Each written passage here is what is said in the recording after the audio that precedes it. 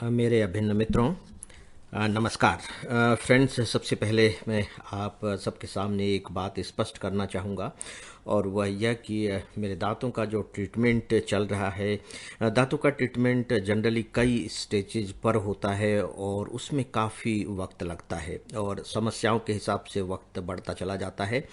तो मैं एक बात जो आप लोगों से अर्ज करना चाह रहा हूँ वह यह कि लगभग लगभग 2 सप्ताह तक मेरे दांतों का ट्रीटमेंट जारी रहेगा।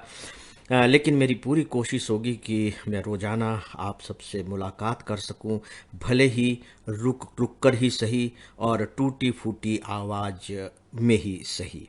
तो प्लीज़ बियर विथ मी। मेरी इस कमजोरी को आप सब स्वीकार करें और आप सबकी शुभकामनाओं की यह ताकत होगी कि मैं बहुत जल्दी से जल्दी बहुत स्पष्ट शब्दों में आप सबके सामने अपनी बातों को रख सकूंगा। तो दोस्तों, कल मैंने आप सबसे समझने के बारे में कुछ बातें की थी। हम पढ़ते हैं, हम देखते हैं, हम सुनते हैं, लेकिन जब तक हम उसे समझते नहीं हैं या समझने में यूँ कह लीजिए कि थोड़ा सा वक्त नहीं लगाते हैं, तब तक वह हमारे काम की होती नहीं है। बल्कि कभी कभी तो मुझे यह लगता है कि बेवजह ही हमने अपने 10-15 मिनट खराब किए। अगर आप उसमें 5-10 मिनट और लगा लें तो उसकी जो वैल्यू होगी, जैसे मान लीजिए कि 10 मिनट तक आपने कुछ पढ़ा, इसके बाद 10 मिनट तक आपने उसे समझने की कोशिश की, तो आपके 20 मिनट खराब हो गए। अगर आप समझने की कोशिश नहीं करेंगे तो वो जो आपके 10 मिनट हैं वो बेकार चले गए। लेकिन अगर आपने उसमें 10 मिनट का और वैल्यू एडिशन कर लिया तो मान करके चलिए कि वो आपकी ज़िंदगी में 1000 मिनट के बराबर वैल्यू वाले हो जाएंगे, केवल 10 मिनट लगा देने से। और यदि आप इसे अपनी आदत डाल लेंगे तो आप इसे महसूस करेंगे। मैं गारंटी दे सकता हूं कि आप इसे महसूस करेंगे। उन चीज़ों का प्रभाव आपके जीवन पर होगा ही होगा। मित्रों, इससे पहले मैंने आपको एक अंश सुनाया था ऑस्ट्रेलियाई अभिनेता का, टीम मिंचिन का।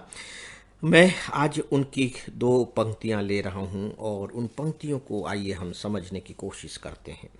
देखिए, मैं आपको समझा नहीं रहा हूं, मैं बेसिकली इसके माध्यम से यह बता रहा हूं कि समझा कैसे जाता है, कैसे हम किसी बात को समझेंगे। बस मैं आपके सामने केवल एक एग्जाम्पल पेश कर रहा हूं। अभिनेता ने कहा था, मैंने पढ़कर आपको सबको सुनाया भी था, आपको स्मरण होगा, लेकिन कोई बात नहीं, मैं उसे यहाँ रिपीट कर रहा हूँ। जीवन में बहुत कुछ संयोगों पर निर्भर होता है और इसकी शुरुआत आपके जन्म से हो जाती है। जब आप इस बात को समझ जाते हैं तो आप दूसरों की नाकामियों के प्रति भी अधिक सदाशय हो जाते हैं। यह बात उन्होंने कही और यह बात सच पूछे तो मेरे दिल को छू गई। देखिए, ऐसा नहीं है कि इन सब बातों को हम जानते नहीं हैं, हम जानते रहते हैं, लेकिन हम भूल जाते हैं। हमारे दिमाग से वो बातें निकल जाती हैं और फिर जब कोई याद दिला देता है तो डेफिनेटली हमें याद तो आती है, लेकिन यदि हम उसे समझ लेते हैं तो हमारे याददाश्त के खजाने में एक बहुत ही खरे सिक्के की तरह लंबे समय तक फिर मौजूद रहती है। और फिर कहने का देखिए अपना अपना अंदाज होता है। अगर कोई बहुत ही खूबसूरत अंदाज में प्रभावशाली तरीके से उसी बात को कह देता है जिस बात को हम कई बार सामान्य रूप में सुन चुके होते हैं, तो उसका इम्पैक्ट हमारे ऊपर बढ़ जाता है और जब इम्पैक्ट बढ़ता है तभी जीवन में उसका फायदा होता है। तो देखिए कितने खूबसूरत तरीके से अपनी बात को कह रहे हैं टीम साहब। जीवन में बहुत कुछ संयोगों पर निर्भर होता है। वो जो कहना चाह रहे हैं वो यह कि देखिए कि मान लीजिए कि आप एक बहुत सफल व्यक्ति हैं, आप पढ़ाई में टॉप करते हैं, आप बिजनेस में बहुत हाईएस्ट लेवल पर हैं, सरकारी नौकरी में बहुत ऊंचे पद पर हैं, कुछ भी, आप एक सफल व्यक्ति हैं। तो यहाँ वो कह रहे हैं कि ये जो आपकी जो सफलता है, नो डाउट कि इसमें आपका मेहनत तो है ही, नो डाउट इसमें आपकी मेहनत तो है ही, बिना मेहनत के तो ये हो ही नहीं सकता। लेकिन आपको इस बात को भी स्वीकार करना चाहिए कि बहुत कुछ संयोगों पर भी निर्भर होता है। उस समय कुछ ऐसा था, कुछ संयोग ऐसा था कि उसमें आप इतने बड़ी सफलता के मालिक बन गए। उससे कुछ पहले आपसे लोगों ने अधिक मेहनत की होगी लेकिन वो सफल नहीं हो पाए। कुछ लोगों ने इसके बाद आपसे बहुत मेहनत की होगी लेकिन वे सफल नहीं हो पाए, आप हो गए। तो उसमें देखिए समय का तो एक बहुत बड़ा रोल होता ही है, इससे तो हम इनकार नहीं कर सकते। देखिए गांधी जी बाद में पैदा हुए, स्वतंत्रता आंदोलन में उन्होंने भाग लिया और देश को आज़ाद उन्होंने देख लिया, वो हमारे राष्ट्रपिता बन गए। लेकिन तिलक वगैरह भी थे, उनसे पहले और भी स्वतंत्रता सेनानी हुए, उन्होंने कम मेहनत नहीं की, कम त्याग नहीं किया लेकिन वो राष्ट्रपिता नहीं बन पाए। तो अब ये संयोग ही है कि इनके समय में ही देश आज़ाद हो गया और उन्हें हम आज राष्ट्रपिता के रूप में श्रद्धा के साथ याद करते हैं।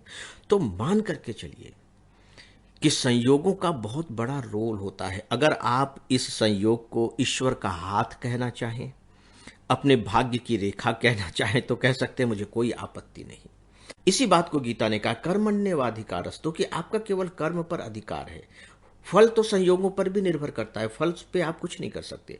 तो ये कह रहे हैं कि जब हम इस तथ्य को स्वीकार कर लेते हैं तो फिर ये होता क्या है कि जब हम दूसरे को असफल होता हुआ देखते हैं तो फिर हम उसे दोष नहीं देते, उसके प्रति सहृदयता की भावना रखते हैं कि भैया हो सकता है कि संयोग कुछ ऐसा रहा हो कि ये सफल नहीं हो पाया।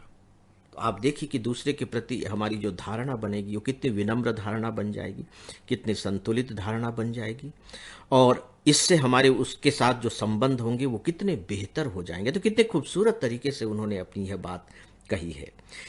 दोस्तों, मैंने अपने ढंग से जो भी मेरे पास थोड़ा सा वक्त था, मैंने अपनी बात आपके सामने रखी है। मैं चाहूँगा कि आप सब भी अपने अपने तरीके से इस पर विचार करें और नए विषय अगर आप मुझे सुझा सकेंगे तो मुझे अच्छा लगेगा।